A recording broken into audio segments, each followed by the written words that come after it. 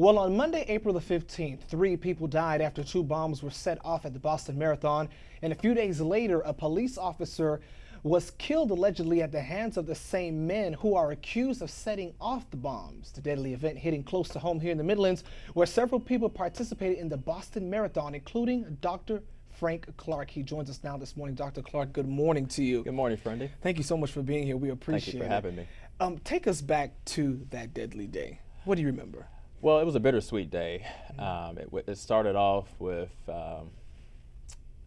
very emotional in terms of you were anticipating this race that you trained so hard for. And so you have runners from all across the world to display their talents on this historic course.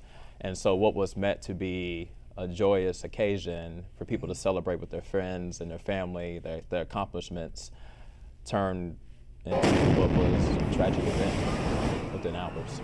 Now, Dr. Clark is here this morning. He's also talking about a One Fund fundraiser benefiting the Boston Marathon victims. But before we get into that, we definitely wanted to know a little bit more background, you being there. And the Boston Marathon, I understand this is just like the, Super Bowls of races, if you would, people talked about. Yes, Fraendy, it is the Mecca or the granddaddy of all marathons. You have to qualify for this marathon. And New York is the other marathon that you have to qualify for, but it is the biggest international race. And so you had over about 23,000 runners all across the world for this one race. And it has a lot of history.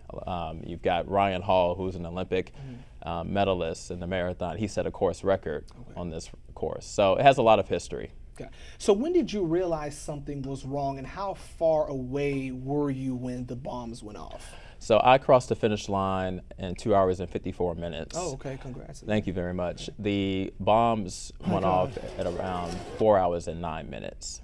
Okay. So I actually went back towards the finish line to join some friends because one of my friends was still out on the course. And as I was heading back to my hotel, which was about a mile away from the finish line, I heard 2 explosions. At the time, I thought that they were just fireworks, given that it's Patriots Day. And this is something that happens every April 15th in Boston. It didn't occur to me that they were actually bombs until I got closer to my hotel and I saw pedestrians looking at their phones, and I spoke to one of them and they informed me that 2 bombs had been detonated near the finish line. Now, did the police get a chance to speak to you or anyone else that you, for better words, left behind maybe, who are still running? Did they talk to them or anything? Did they tell you anything? No. By the time reality set in for me that 2 bombs had just exploded, I was already back at my hotel room. And my main concern was for my friends and family that were still out on the course. Wow. You're actually wearing the Boston Marathon jacket that you have here.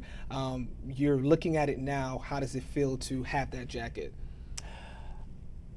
This is a jacket that I wear with pride. It's a jacket that is well earned by all that run this race, and it's something that I'll always cherish. Gotcha. Something I'll always cherish.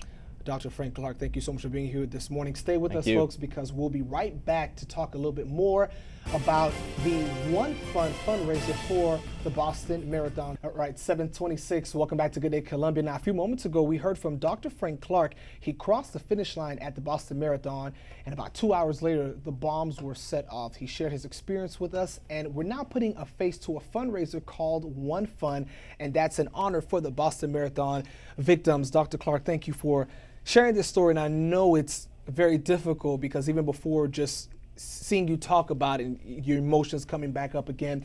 Now, this fundraiser is called One Fund. What is it about?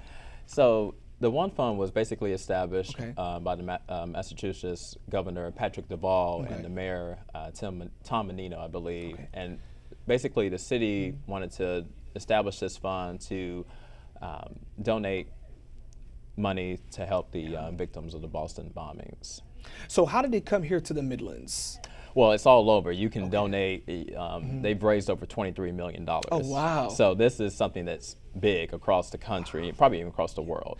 And I know making headlines, especially with many people, medical bills, issues with amputations and all of that. And so, wow, this is a very serious event here. Yes.